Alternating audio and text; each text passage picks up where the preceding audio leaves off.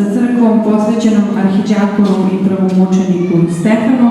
Manastir je pravoslavan, pripada eparhiji Braničevskoj Srpske pravoslavne crkve, koji se nalazi između Velike Plane i Smederevske Palanke. Manastir predstavlja nepokretno kulturno dobro kao spomenik kulture od velikog značaja i iz 14. veka.